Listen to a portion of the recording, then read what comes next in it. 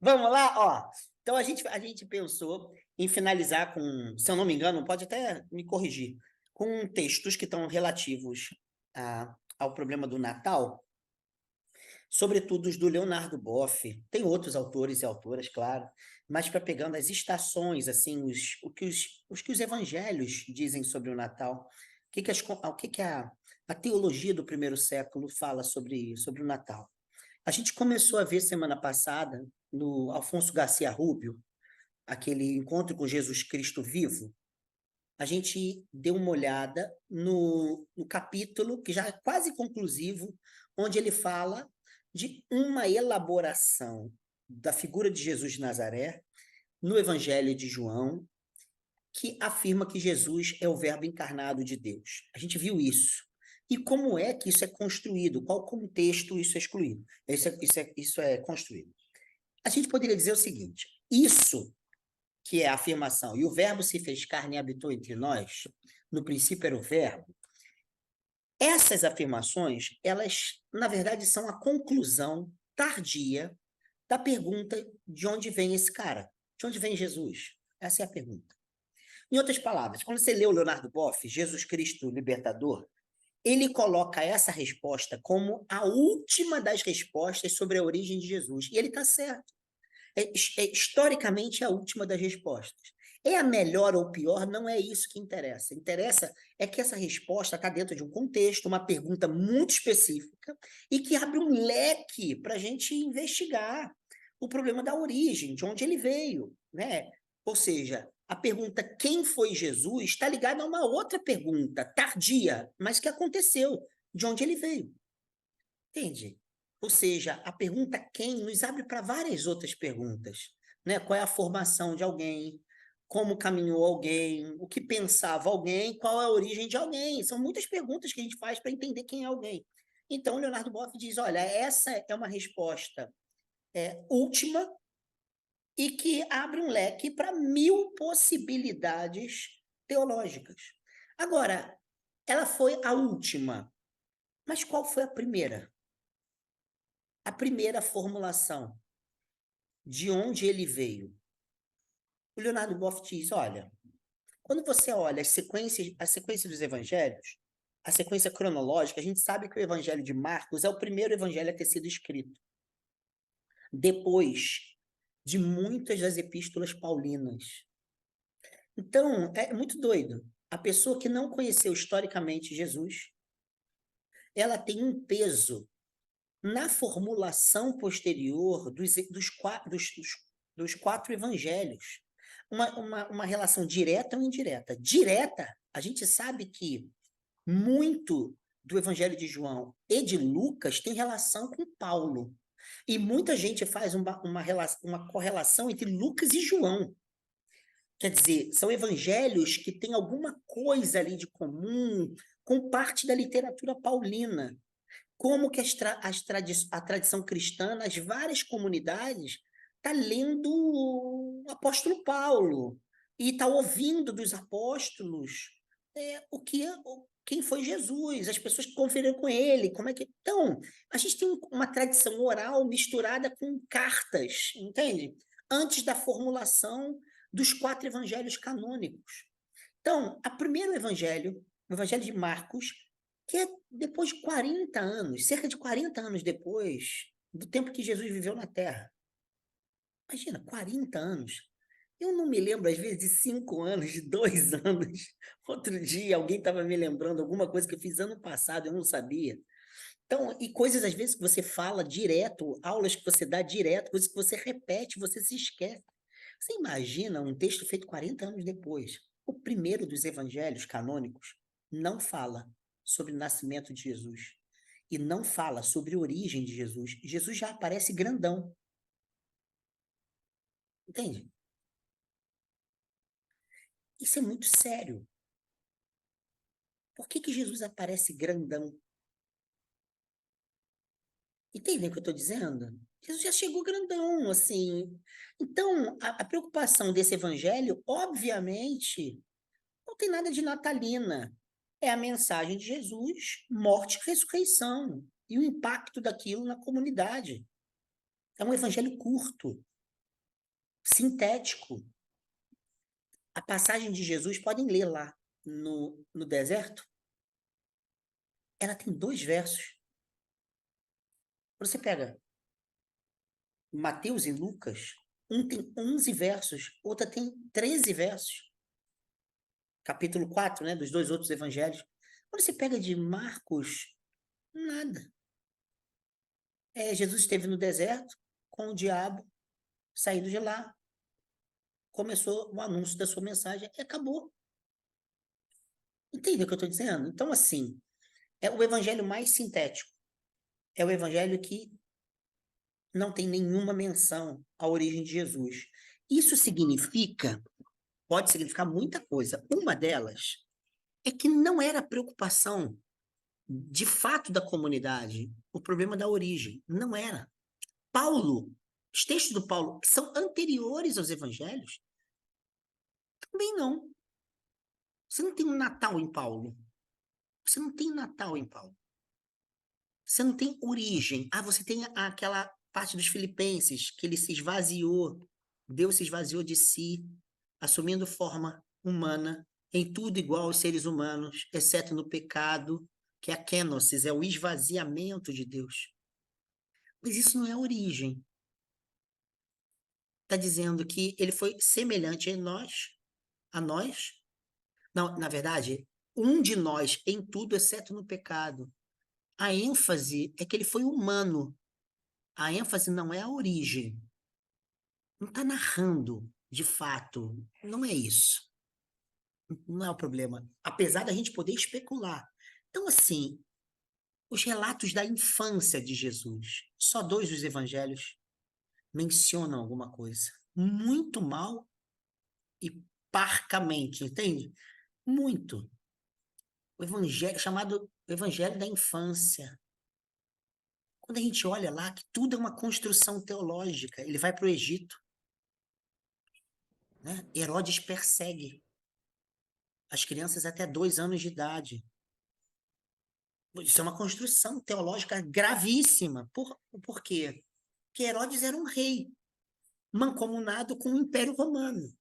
Você fica pensando, qual é a preocupação de um camarada que já está velho, o tempo médio de vida não chegava a 40 anos, entende? Como que esse camarada ele vai estar preocupado com um bebê que vai tirá-lo do poder, mas ele vai estar morto, pô. Quando ele chegar lá à idade de 30 anos, ele já morreu, entende? Mas é que, digamos que ele fosse um rebelde de 20 anos, mas ele também deveria estar morto.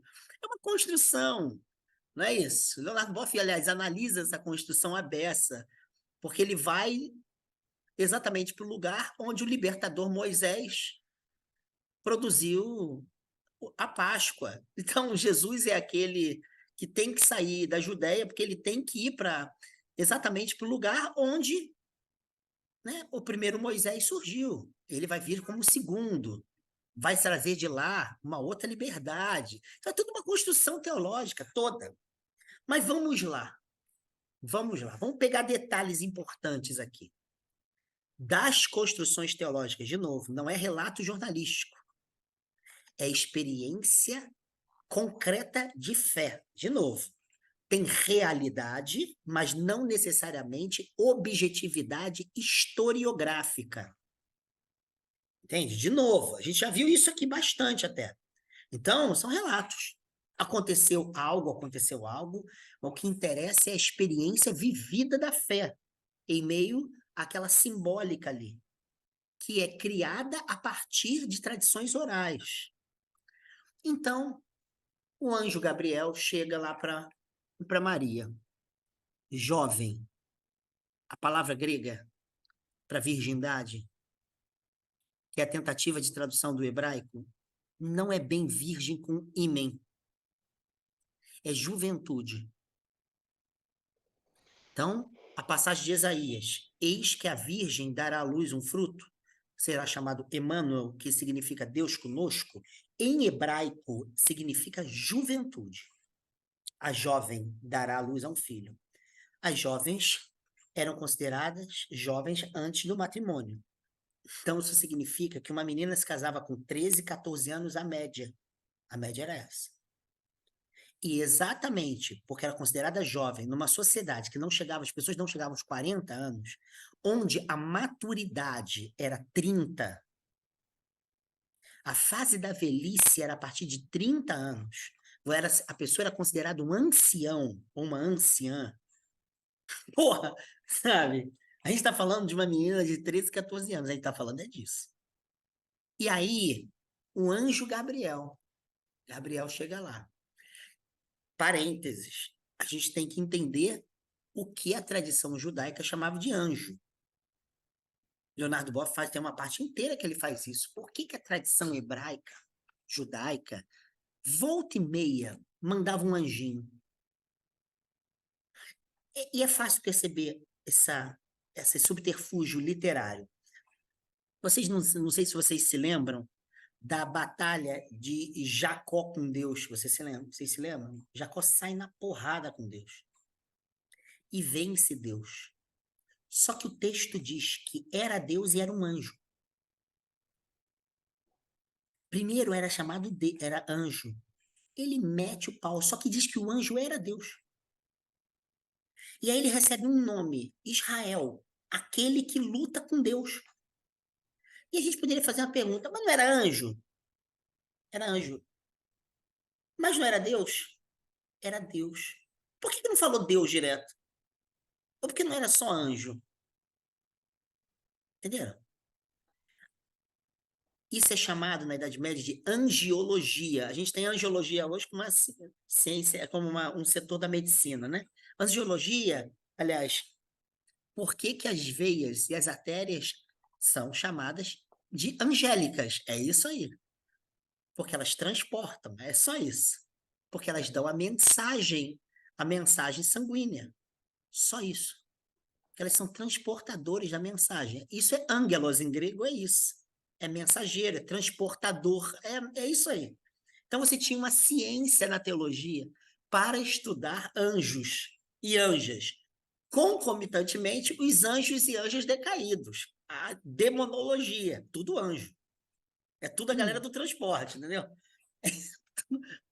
Tudo a galera do. Agora tem Uber que faz transporte, né? Você vai lá e faz Uber entregas. Era tudo a galera da Uber entregas. Resposta dos estudos atuais. Grande parte das vezes, anjos eram mencionados para não dizer o nome de Deus em vão. É assim que diz o Leonardo Boff. Ou seja, grandes textos da Bíblia. Vou citar um. Capítulo 19 de Gênesis. Vocês se lembram o que acontece lá? Você tem Sodoma e Gomorra. E aí, dois anjos aparecem. E eles entram numa tenda. Isso é chamado de nefilismo. E aí, a galera entra na tenda e estupra os anjos.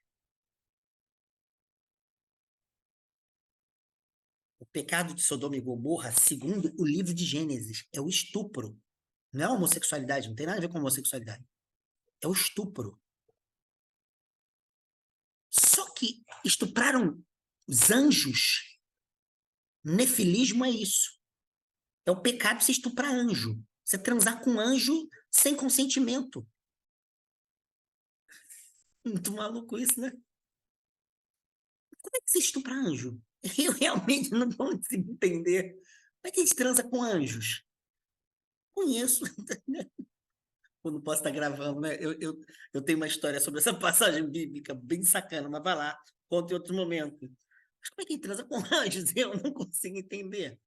Você vê como é que isso era tão importante para essa tradição cultural. No século II, um camarada que era filósofo romano se converte ao cristianismo, chamado de São Justino de Roma. Ele foi assassinado pela fé cristã, então é considerado um mártir. A gente chama então São Justino o mártir. E aí ele escreve uma carta para o imperador romano, questionando por que os romanos perseguiam cristãos. E ele fala de um prefeito de Roma chamado Urbico, que teria, assim, aleatoriamente, começado a perseguir e matar cristãos, inventando desculpas esdrúxulas. E uma das coisas, ele vai argumentando contra os fatos históricos, ó, o problema da fé, usando referenciais da fé. Ele vai botando assim, porque isso, porque Deus criou o mundo assim, por isso que as pessoas e tal. Aí tem uma hora que ele diz o seguinte: por que é que os demônios surgiram no mundo? E ele diz uma tese muito louca. Porque anjos transaram com mulheres. O fruto é o quê? O demônio. Entende? Muito doido. Essa demonologia cristã dos primeiros séculos. Agora, a tradição judaica, ela tem uma angiologia, que é diferente dessas que vão surgir na Idade Média, onde você vai ter uma hierarquia de anjos.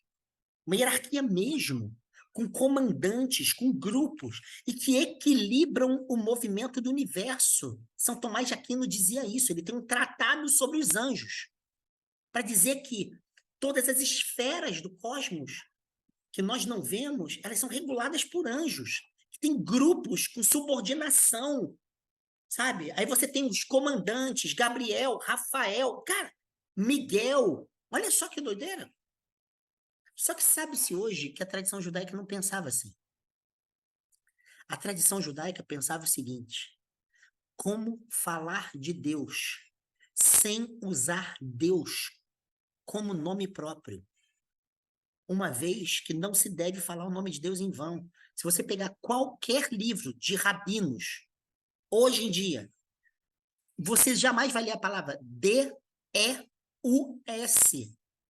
Você não vai ler. Você vai ver D apóstrofo ou D apóstrofo US, Deus, para não falar a palavra Deus. Ou você tem o subterfúgio Altíssimo, ou você tem Senhor. Ó, os mesmos que a gente fala nos evangelhos. Claro, pela tradição judaica. O Eterno. Entende? São subterfúgios que se usam na tradição judaica ainda hoje. Qual era um dos principais subterfúgios para falar de Deus? Anjos. Anjos. Então, sabe-se hoje que, digamos, eu não esqueci agora quantas vezes são, mas digamos que a Bíblia apresente, sabe, 2.000 vezes a palavra anjos. Sabe-se que cerca de 90% das vezes que a Bíblia fala a palavra anjo, ela não está falando de um ser intermediário entre seres humanos e Deus, está falando de Deus. Outras vezes, está falando de mediações do próprio Deus. Isso significa o seguinte, que é muito pertinente a interpretação que muita gente dá hoje, de que Gabriel faça parte dessa tradição. Uma tradição de mascaramento do nome direto da divindade suprema de Israel. E ele chega e faz uma proposta para Maria, não é isso? Ele faz uma proposta. Você está falando de uma menina de 13, 14 anos, não é? E aí ela diz para fazer nela segundo a sua palavra. E José ainda não se desposou com Maria. E a lei judaica permitia que um homem matasse com um homem prometido a uma mulher pela família da mulher. Então, a família da mulher prometeu Maria a José. José teria direito em matá-la em praça pública caso ela fosse, a palavra que se usava era violada. Isso tem uma relação entre sexo e violência. Ser violada. Então, ela foi violada. É isso. O anjo aparece para Moisés em sonho. Segundo dado importantíssimo aqui, importantíssimo. O lugar no sonho, para muito da tradição de Israel. O lugar do sonho. Ou seja, se você hoje conta do sonho para alguém, 99% das vezes esse alguém vai querer saber, ou quem contou vai querer saber qual é a melhor interpretação da verdade desse sonho. Minha filha, outro dia, veio para mim. Minha filha tem uma abertura espiritual interessante, porque ela tem uma mediunidade forte. E ela teve sonhos com entidades de Umbanda, entidades que ela não conheceu. E ela veio conversar comigo, pai, sonhei assim, assim, assim, assado. E eu vi que aquilo tinha muito a ver com ela, com a vida dela, e tinha a ver com a espiritualidade dela mesmo. Falei, que bonito, filha. Da próxima vez tenta perguntar, conversar. Tem coisas para serem ditas a você. Nas tradições iorubais, umbandas, yanomamis, indianas, tibetanas, o sonho pode ser, não exclusivamente, uma experiência onde o espírito está em diálogo com uma ancestralidade extremamente importante para aquele caminho ali. Então você tem encontros no budismo, nas tradições budistas, dizem que há uma comunidade de monges que se reúnem, monges que já viveram e já morreram, então que fazem parte de uma coletividade nessa outra instância depois da morte, com monges que estão vivos e que têm encontros e discussões e aprendizados e disputas assim de discussão. Eu era amigo de um monge Theravada, da tradição Theravada. E ele era doutor em literatura aqui pela UFRJ. Veio da área de letras, mestrado e doutorado dele, ele pesquisou literatura e budismo. Então, o mestrado, Euricão, maravilhoso, era sobre Gilberto Gil e Zen Budismo. Espetacular. Foi a fase que o Gilberto Gil ele começou a estudar Zen Budismo. Então, ele analisa as músicas daquele período. Espetacular. O doutorado, ele falou de Heidegger, não sei quem, e budismo. Então, é tudo ligado ao budismo. Ele tinha, na época que eu fui, tinha muita relação com ele, ele tinha uns 15 livros sobre budismo. Ele resolveu fazer um pós-doutorado e estudar um texto chinês, um sutra, né, que é um texto atribuído a Buda, um sutra que está na China e que um tradutor espanhol, um monge que foi para a Espanha, estava traduzindo, e ele queria participar daquilo ali, da tradução, fazer uma introdução crítica à tradução daquele texto e tal. E aí ele ia passar um período na China, depois ia para a Espanha e voltar para o Brasil. E ele disse que é muito comum você pegar um mosteiro na China e os camaradas, na hora do descanso, de dormir, eles sentarem em posição de lótus e apagarem. E quando eles voltam à vida ativa, eles falam que eles estiveram em reuniões. É muito comum os sonhos eles serem decisivos para as decisões internas de um mosteiro. Por quê? Porque eles dizem que são reuniões com os ancestrais, discutindo coisas. Isso é muito lúcido entre eles. Entende? Então, para muitas tradições, o sonho não revela algo do seu desejo. O sonho, ele deixa aparecer experiências de encontros. Encontros realíssimos. Entendem? Mãe Viviane, vou contar essa. Agora, há 2, 3 semanas. Olha essa, Patrícia. Ela me liga, muito preocupada. Olha isso, Patrícia. Você vê como é que essa galera trabalha essas coisas. Assim, ela falou, meu pastor, caramba, eu tô muito mal. Minha sobrinha, iniciada para Exu, que é o mensageiro. Exu é o anjo Yorubá. Ele é o mensageiro, literalmente mensageiro. Então, Exu, ela é de Exu. Ela teve um sonho. Um outro filho de santo dela, que eu conheço, teve um sonho quase igual, que a vida dela estava correndo perigo. E que ela tinha que se cuidar. Aí, naquele dia que ela me ligou, alguém falou que esteve num lugar e deram um aviso. Avisa para ela que ela está correndo perigo. Uma entidade, alguma coisa assim. Mas peraí, 2 pessoas, a sobrinha e um filho de santo, tiveram um sonho com a mesma mensagem. E ela me ligou, assim, desesperada, querendo ajuda para algumas coisas lá, que eu acabei ajudando lá o que ela precisava. E ela correu tudo bem e ela ficou no CTI. Semana passada, ela passou dias no CTI. E ela, se você for conversar com ela, ela diz assim: Eu não morri porque eu atendi as mensagens dos sonhos. Eu fiz o que tinha para fazer para não morrer. Entende? Ou seja, no Natal de Jesus, o sonho tem um lugar muito importante. O sonho inviabiliza que José mate Maria. Entende o que eu estou dizendo? Ou seja, experiências oníricas, elas são, para algumas traduções, não a revelação do nosso interior, mas a revelação das nossas transcendências. Não estou dizendo que todo sonho seja isso. Jung, por exemplo, Jung estudou isso para falar que os sonhos dotados de sincronicidade, para falar que sonhos ligados, que são dotados, que são esses, por exemplo, de caráter oracular, sonhos são oráculos. Para muitas tradições, sonhos são oráculos. Entende? O rei da Babilônia com Daniel, não é assim? Chega para ele e fala o que o sonho quer dizer. E Deus está mandando uma mensagem pelo sonho. Então, sonhos são oraculares para algumas tradições. Eles são só oraculares? Não. Mas eles são oraculares também. Aristóteles tem um texto que não restou quase nada sobre os sonhos, onde ele diz: há sonhos que nascem da nossa imaginação, há sonhos que usam a nossa imaginação como oráculos para os seres humanos. Entendem?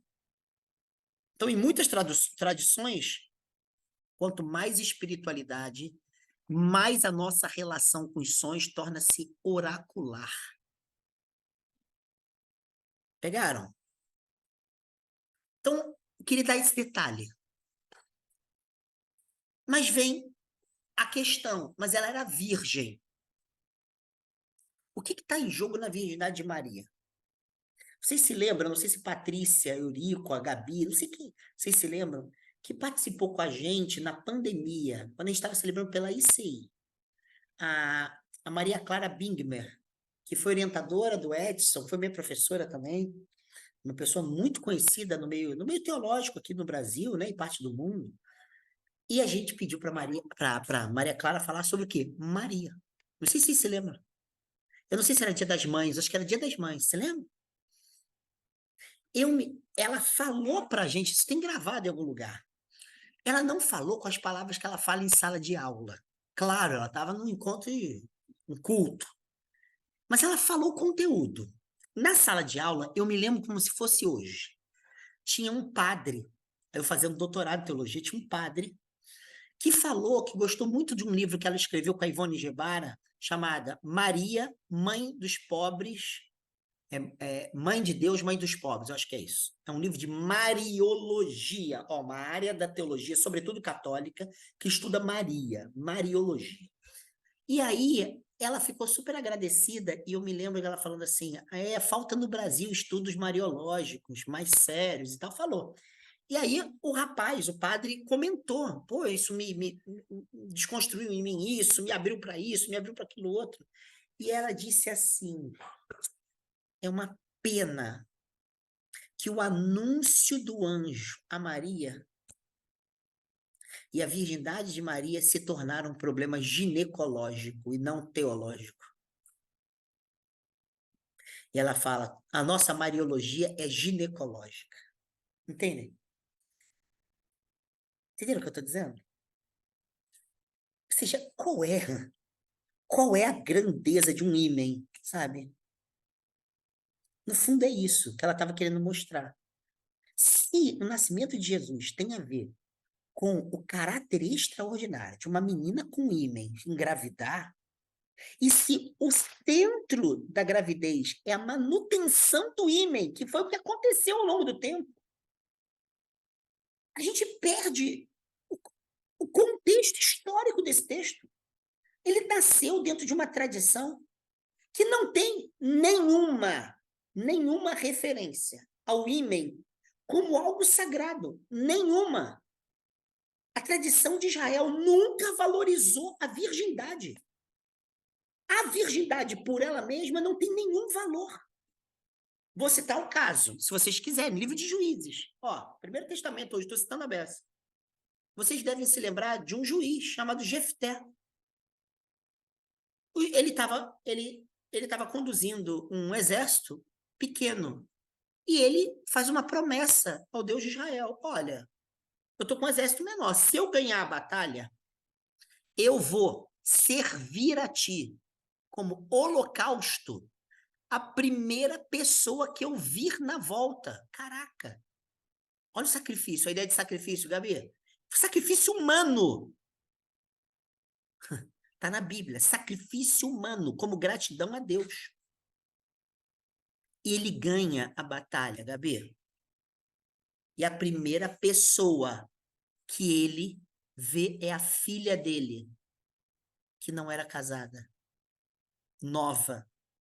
E o texto tem uma lamentação, Gabi, diz assim: e ela morreu ainda virgem.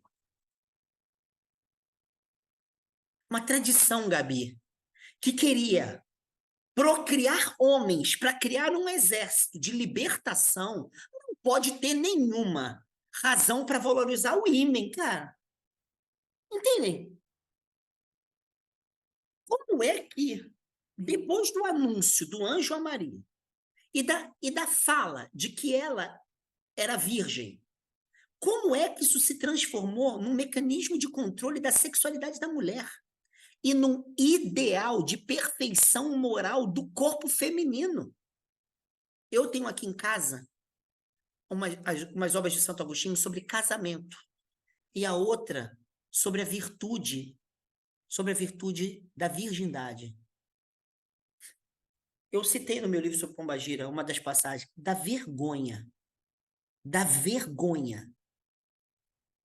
de um cara tão inteligente falar uma coisa tão absurda como que ele hierarquiza as mulheres entre as mulheres que se desposaram e elas procriaram e têm maridos e as mulheres que guardaram a virgindade para servir tão somente ao Senhor. E ela diz o seguinte, que pode ser que a mulher casada tenha uma virtude cristã maior do que a mulher não casada e virgem. Pode ser. Mas ele diz o seguinte, que ela tem um problema. Ó, o problema das mães em geral. O quê? Que ela tem muitos afazeres que as levam a se esquecer de Deus, de Cristo. Significa que a maternidade pode ser um estorvo para a perfeição moral cristã. E elas foram maculadas. Elas foram manchadas. Com o quê? Com a perda da virgindade. Peraí. Aí ele diz assim, ó, pode ser que a mulher virgem, totalmente dedicada ao Senhor, não tenha uma virtude tão elevada quanto a da mãe, a da casada. E ela diz, porém, ela tem todas as condições para se elevar muito mais. E aí coloca como o símbolo da perfeição moral da mulher o fato de que Maria foi virgem, mas nunca se... Maria foi virgem, foi mãe, mas nunca se maculou. Ela foi casada, mas nunca usou o casamento para pensar nos seus prazeres e do marido. Ou seja, é como se ela fosse, por um lado, sempre virgem, ideal da virgindade, ou por outro, mesmo casada sempre virgem, porque sempre dedicada a Deus e não às preocupações desse mundo. Cara, isso é de uma esquizofrenia. Entendem? Significa o seguinte, que muitas narrativas em torno do Natal está no espetáculo do ímen de Maria. Você tem vários devocionários, várias liturgias natalinas, entre os ortodoxos, católicos, os protestantes, nesse caso, graças a Deus, não levaram isso tão a sério, onde a virgindade de Maria, a pureza virginal de Maria, é condição do nascimento de Jesus. Traduzindo isso, Jesus não nasceria de uma puta. Por quê? Porque a virgindade é um signo de pureza moral do corpo feminino. Cara, isso é de uma loucura. Entendem o que eu estou dizendo? O que o Leonardo Boff faz? O que a Maria Clara Bingman faz? O que a Ivone Gebara faz? O que esse pessoal faz para sair disso que a gente sabe os efeitos históricos? Disso que a gente sabe que vai gerar técnicas de controle e sujeição da mulher, que vai usar Maria como fonte de manipulação contínua. Não é só da maternidade, não. É do corpo da mulher. O que esse pessoal fala? Faz uma coisa básica, Gabi. Shiva, não, Krishna, perdão, nasceu de uma virgem. Várias divindades. Estou falando uma que é muito conhecida entre nós. Tem mais de 20 divindades catalogadas que antes de Jesus nasceram de virgens em culturas do Oriente Médio ou do Extremo Oriente. Sabe? E nenhuma dessas culturas interpretou o ímen como condição de santidade. Entende o que eu estou dizendo? Vou abrir para vocês aqui. Vocês entenderem que eu não estou viajando tanto? Só um pouquinho, mas tanto não, tá? Só um pouquinho eu tô. Vou abrir para você. Espera aí.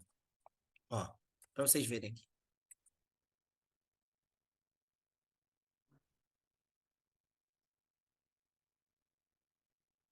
Ó.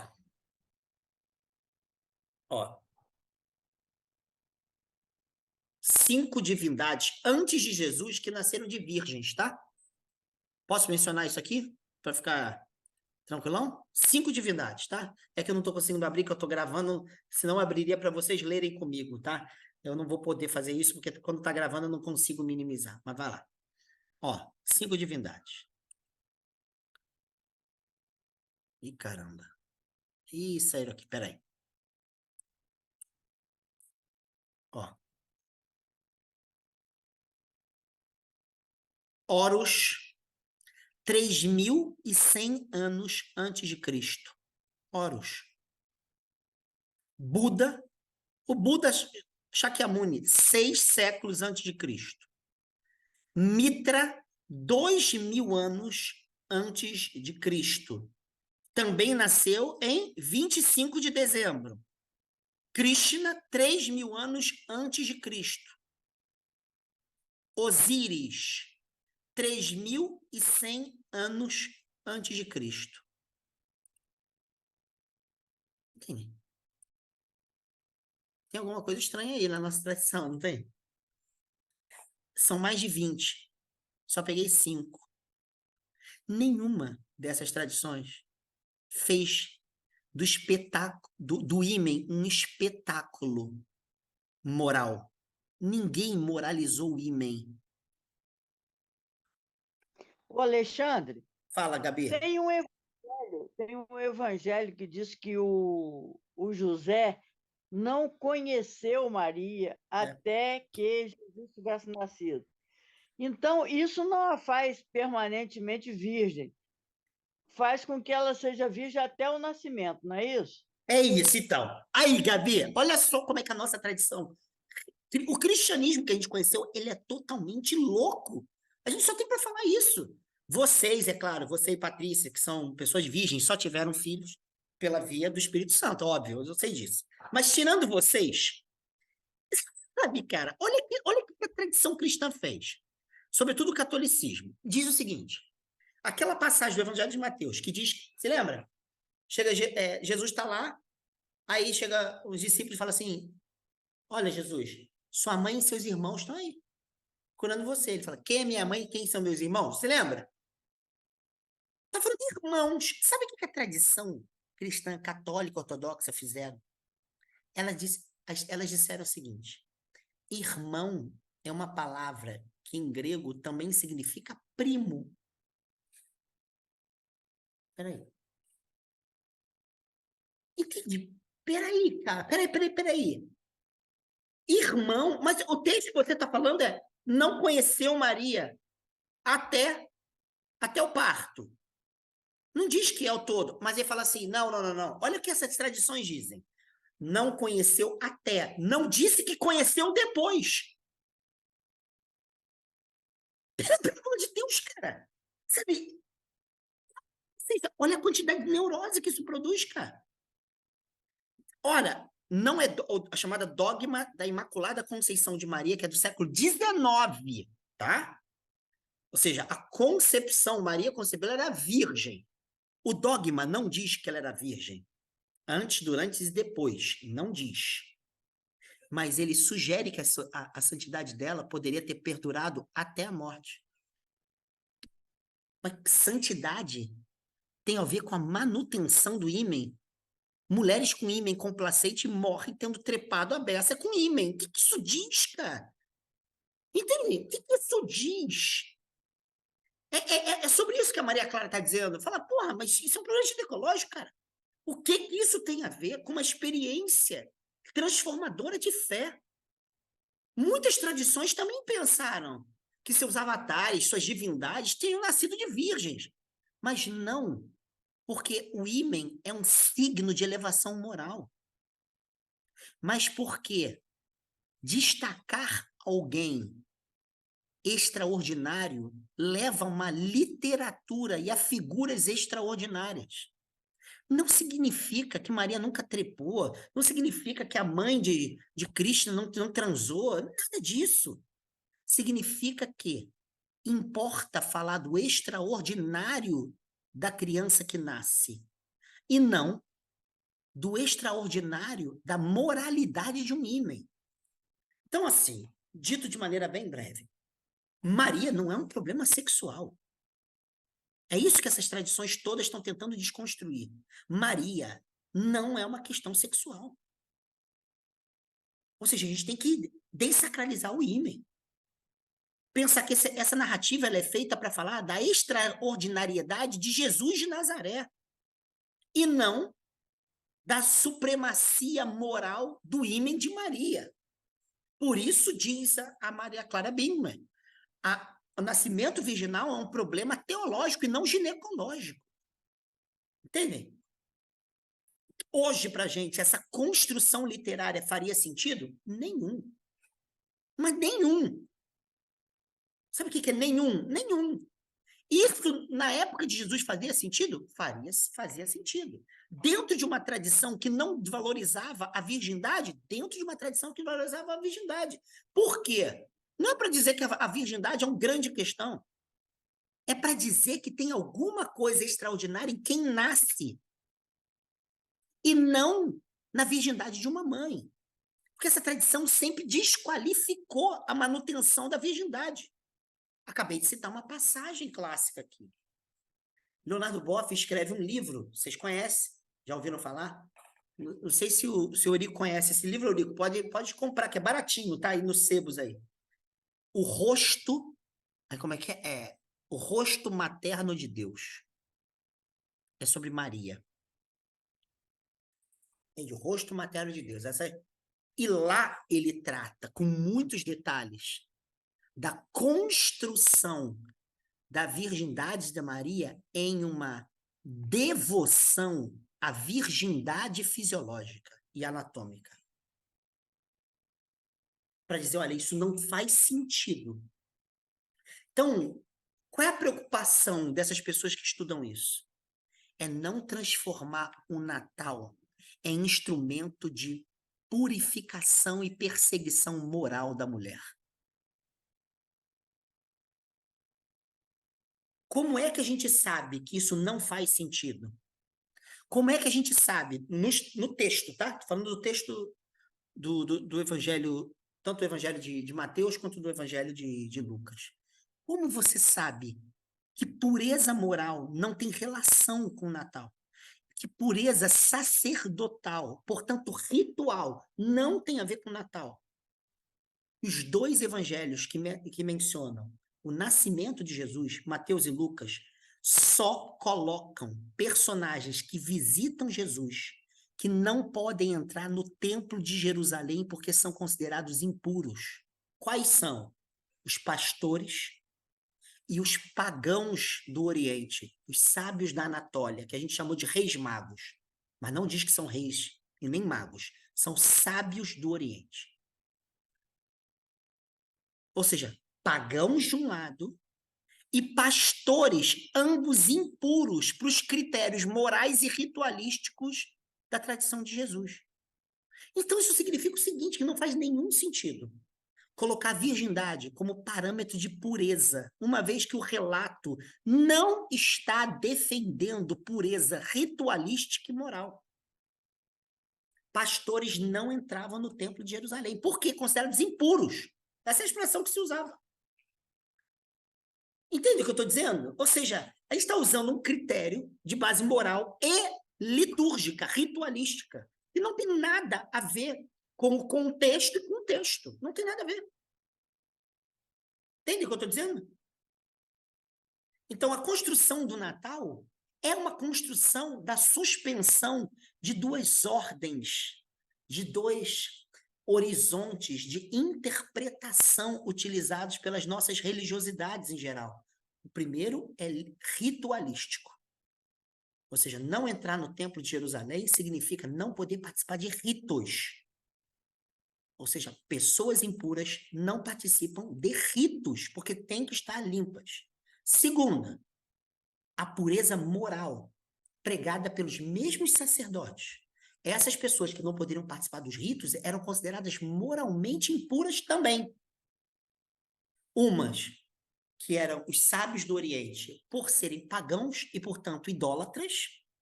As outras por mexerem com animais consideradas moralmente impuras. Entendem? Pegaram o que eu estou dizendo?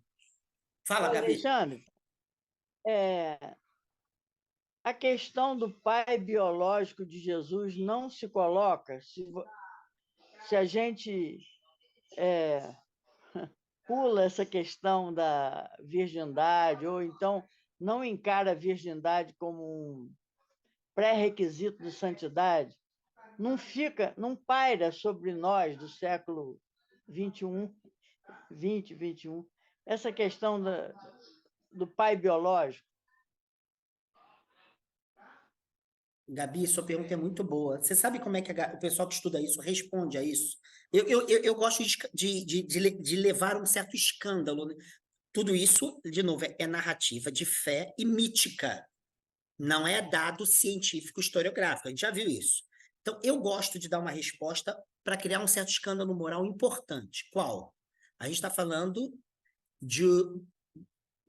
do ser divino que Jesus é, da humanização da divindade de Israel, que tem dois pais e uma mãe.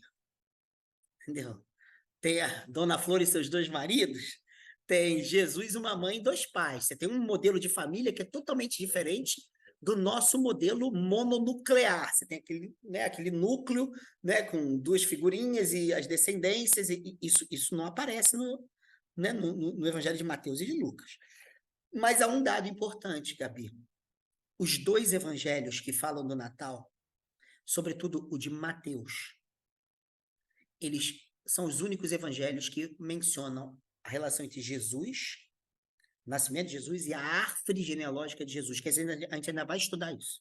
São duas árvores genealógicas que não batem entre si, porque elas estão servindo a comunidades diferentes. A comunidade de Lucas é uma, a comunidade de Mateus é só de judeus e judias. Então, são dois relatos diferentes. A única genealogia que faz questão de enfatizar a paternidade de José é a de Mateus, escrita por judeus. Por quê? Por causa de uma questão muito importante. Na tradição judaica, nós não somos filhos somente dos nossos pais diretos. A gente é filho de uma linhagem. A gente sabe facilmente, a gente pode perceber isso naquelas passagens de que Jesus está andando e alguém fala assim, o cego de nascença: Senhor, filho de Davi, tem de piedade de mim, tem de compaixão de mim também. Por que filho de Davi? Jesus não era filho de José e de Maria? Era. Mas a gente é filho de uma linhagem. A linhagem messiânica, quem dá era Davi. Como é que você herdava uma linhagem? Em outras palavras, Gabi, a gente é filho de uma ancestralidade. Da ancestralidade toda, e não somente dos nossos pais imediatos. Então, paternidade e maternidade na tradição de Israel é vista à luz também da linhagem, e não somente dos pais imediatos. E aí, Jesus só herdaria a linhagem de Davi se ele tivesse na linhagem de José e não de Maria, porque é o homem que herda a linhagem. E se ele não tivesse sido registrado por José como pai, ele não seria reconhecido como filho de Davi, que era importante para as tradições que pregavam o Messias como filho de Davi. Entende? Então isso é Mas muito. a narrativa de que José teria ficado revoltado significaria que José não é o pai biológico de Sim, Jesus. sim. Toda a narrativa é mítica, Gabi. É para dizer que ele sabia que ele não era pai biológico. Entretanto, como ele é filho do Espírito Santo, é filho de Deus, ele era o único que podia assumi-lo como pai. E no recenseamento do Evangelho de João, de Lucas, vamos lembrar, o que era o recenseamento? Era uma espécie de IBGE daquela época, para o império ter o controle dos novos impostos que eles iriam exigir. Era o império que estava propondo. No recenseamento, você tem um registro da cultura judaica, da Judéia inteira, a serviço do império. E ali quem tem que colocar o nome como pai é o José. Então ainda tem a construção dessa paternidade diante de um documento oficial romano. Tudo isso é construção. Agora você está certo. Ele, ele se afasta. Vamos lembrar o que que diz. O anjo aparece para ele dizendo: não, não se preocupa. Ele é filho de Deus. Não se preocupa, não. Você não é corno. Você é corno de Deus. Entende? José era um corno de Deus, né? No fundo é isso. Entretanto, você tem que ser o pai. Ele só dá um passo atrás. E não apedreja ela, porque ele não iria apedrejá-la. Segundo o Evangelho de Mateus, ele não iria. Ele deu um passo atrás. Ele ficou mal.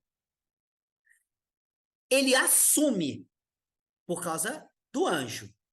E ele, no Evangelho de Lucas, ele passa pelo recenseamento. Então, ele tem que registrar para os romanos que ele é pai. Então, isso significa, isso é uma construção literária importante para dizer, olha, ele de fato aconteceu alguma coisa, dentro desse mito, ele não é o pai direto, mas ele é o pai terreno, e por causa disso é que Jesus herda a linhagem messiânica. O que a galera que estuda isso diz? É que a construção ela só serve a uma coisa, dizer que Jesus é filho direto de Deus, primeira coisa. Segunda coisa, é dizer que ele não pode estar fora da linhagem messiânica, senão não tem como judeus e judias reconhecerem ele como Messias. Então, sem essa assunção dele como pai, o pai de registro, Jesus não seria reconhecido como Messias. Isso é uma construção, isso se dá nessa tradição, assim. Uma construção literária, extremamente poderosa, né? Ele é o pai adotivo, o único pai humano que a gente conhece, e se não fosse por ele, Jesus não poderia ser reconhecido como Messias. O Messias anunciado pela tradição na qual ele nasceu. O que eu quero dizer com isso tudo, gente? É que a gente tem que ler muito mais essas construções como escândalo do que como romantização. A construção disso tudo, toda ela é escandalosa. Toda ela. Os visitantes que a gente vai ver mais à frente, os visitantes de Jesus, o lugar em que ele nasce, os anjos que ficam cantarolando o nascimento dele, com um monte de gente impura, num lugar de exclusão total, a céu aberto, sabe? São todos. E a genealogia contendo duas prostitutas, né? Não é isso? Olha, a de Mateus, você está dizendo. Você sabe, Gabi, que uma vez, há muitos anos, o Jonas participou de um culto comigo e a gente foi. Acabou o culto, a gente foi para uma. A gente foi para um enterro de uma pessoa que a gente conhecia. E aí, o Jonas foi dirigindo, o carro era muito novo, e eu fui conversando com ele. E esse texto que você acabou de falar, que é Tamar e Raabe, né, que aparecem como duas prostitutas. Esses dois textos apareceram, a gente começou a discutir isso. E aí eu falei assim, mas tem a Betsabá, o Betsabeia, e Ruth. Todas essas quatro matriarcas de Jesus, mães de Jesus, todas, e isso, a gente vai ler esse texto, Gabi. Essa árvore genealógica, que é a de Mateus, ela contém duas prostitutas, em outras palavras, desculpa minha fala. Se Jesus, como filho de Deus, é filho de uma linhagem, todo mundo que vem antes é pai e mãe dele, todo mundo, sem exceção, a gente tem que falar uma coisa, desculpa o escândalo. O filho de Deus era filho de putas, no plural. De uma adúltera e de uma moabita. Vou repetir, isso é importantíssimo. Filho de duas prostitutas, uma moabita e uma adúltera. Se lembra? Que Davi manda matar Urias? Isso é adultério na tradição judaica. Ela não foi apedrejada por quê? Porque era um rei, só. Então, a gente está dizendo que Jesus é filho disso. Diz que para a tradição judaica é exatamente o execrável. 4 mulheres, tá? Não são homens execráveis. O Evangelho de Mateus coloca Jesus como filho de 4 mulheres execráveis. Para a tradição onde ele nasceu. As maternidades de Jesus não têm nenhum puritanismo moral. A gente vai chegar a esses dois textos, das duas árvores genealógicas, porque elas são construções teológicas. É isso que a Maria Clara Bingham está dizendo, não é um problema ginecológico, é uma construção teológica. Então, quais os escândalos, no sentido, escândalo significa em grego, fazer cair. Ou seja, as narrativas do Natal fazem muita coisa cair. E a gente lê aquilo no nível de um romantismo. Não, a gente está falando de desconstruções, a gente está falando do nascimento de alguém que questionou muita coisa. Inclusive, essa tradição que nasceu desses relatos. Qual? A tradição do ímen da sua mãe. Isso não é a questão. Isso não é a questão. Isso não tem nenhuma moralização do ímen. Agora, tem putas, adúltera e uma pagã, entende? Isso tem. E aí? E aí, Gabi, vou te contar uma história para concluir. Eu estava na Paraíba, 2011 e 2012, num evento que o Lenias Marim foi um dos fundadores, chamado Encontro da Nova Consciência. O Jonas foi chamado para lá várias vezes. Leonardo Boff foi falar lá, Rosemarie Muraro. Era um encontro intercultural e interreligioso gigantesco. Hoje em dia já está indo embora. Gigantesco. Prefeito da cidade participava, às vezes o governador, às vezes o cardeal da Paraíba. Cara, era o período período do carnaval. Eu fui lá 2011, 2012. Fiquei poucos dias, porque eles sempre me chamavam na semana. Porque a verba chegava, eles mandavam comprar passagem, porque eles não tinham muita verba. Aí tinha uma reunião de profissionais do sexo pelo direito à prostituição. Eles queriam o quê? Reconhecimento trabalhista. A legalização da prostituição como profissão. Eu fui lá ver, Gabi. E tinha uma prostituta dessas mais velhas, líder das outras, e eu fui chamado para falar, eu ia fazer uma parte lá no negócio. Aí eu tô lá caladão e alguns evangélicos se infiltravam lá e começaram a questionar aquilo lá, né? Como assim? Reunião de puta, não sei o quê, aquela coisa toda. E aí, essa mais velha chegou e falou assim: Você é crente? E o rapaz disse que era. Falou assim: Em Jesus, é. Você se lembra que ele nasceu de 2 putas? Ó, a passagem que você está citando aí. E aí eles não se lembravam. Ela falou, não se lembram. Aí me perguntou, eu falei, Raabe e Tamar. Versos 3 e 5 do capítulo 1 de Mateus. Aí ela falou, você se lembra? Aí eles ficaram calados. Vocês são filhos de Cristo? Eles balançaram a cabeça. Aí falou assim, então respeite suas avós. Entendeu, Gabi? Isso é Natal, Gabi. Isso é texto de Natal, entende? Uma puta mais velha que chega e fala, respeita suas avós. Não vai falar assim com a gente, não. Por quê? Jesus era filho nosso também. Nossa linhagem está lá. Cara, isso é muito bom. Isso é muito bonito. O filho de Deus é filho das putas? Hoje, para mim, isso soa de uma beleza. Sabe? Falar, ué, Mateus assumiu toda essa tradição maldita? Olha que coisa linda. Gabi, vou contar uma história. Eu ia falar isso na vez que... Porra, já tô adiantando. Eu fui amigo da Charla, uma ex-prostituta trans, uma travesti, com AIDS. Morreu em decorrência da AIDS. Ela era de Minas Gerais, foi expulsa de casa, classe média, por ser travesti, veio para o Rio, única profissão, prostituição. Se contaminou com HIV. Desenvolveu a AIDS e falou assim: ah, é? Então vou matar todo mundo, já que eu vou morrer, vou matar todo mundo. E aí, Gabi, um belo dia, ela morava no Estácio.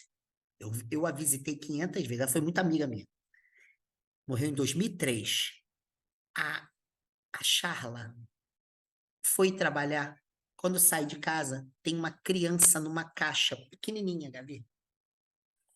Pequenininha, com a cabeça cheia de ferida, Patrícia, cheia de ferida. Era filha de uma vizinha prostituta. Filho. Aí ela falou assim: Ih, fulana deve ter ido trabalhar, vou cuidar dele enquanto ela chega.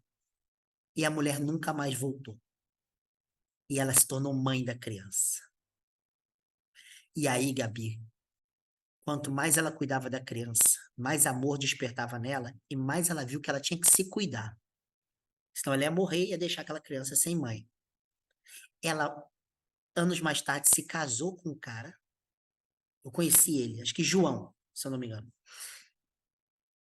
Os dois reconheceram a criança.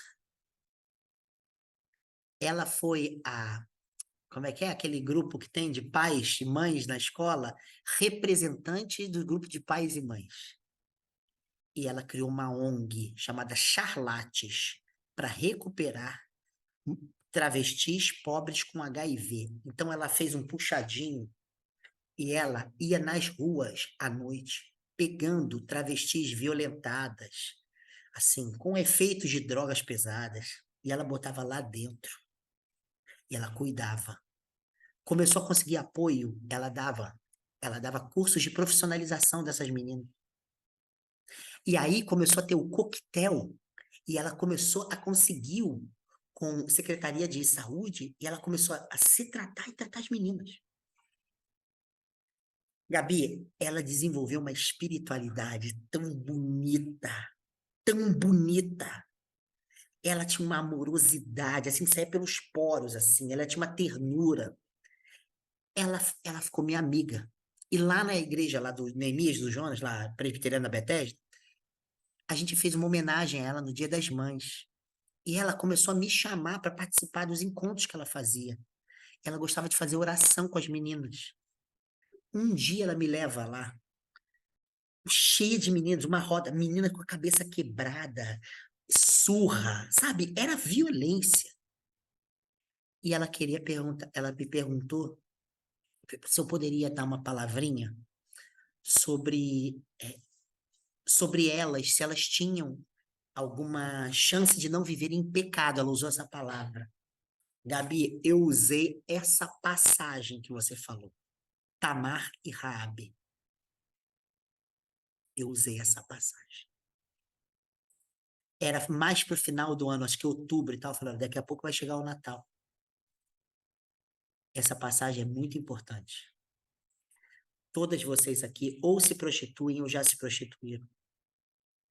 E o Evangelho está dizendo que Jesus nasceu dessas mulheres também. Aí eu disse para elas: não tenham vergonha do HIV, não tenham vergonha da prostituição. Através de vocês, Jesus vai nascer no final do ano de novo. Não falei nada mais. E eu estou aqui porque eu não sou desse lugar. E vim aqui para orar e agradecer, aprendendo com o lugar de vocês. Essa Charla conseguiu a ONG dela, quando Lula assumiu, reconheceu, o Ministério da Saúde conseguiu um reconhecimento dessa ONG. No ano que ela morreu, ela conseguiu bolsas para as meninas, estudos para as meninas, tratamento odontológico para as meninas, sabe? E eu ia visitá-la no Hospital dos Servidores, com escária, sabe? Toda ferrada, assim, no período que ela faleceu. Então, Gabi, Natal tá falando dessas moças, sabe? A gente tá falando é disso, cara. A gente não tá falando da grandeza do ímen. A gente tá falando da Charla, que com AIDS foi capaz de perguntar para mim se havia sentido, se elas podem ser, sabe, amadas por Deus, quando na verdade elas fazem parte da linhagem de Jesus.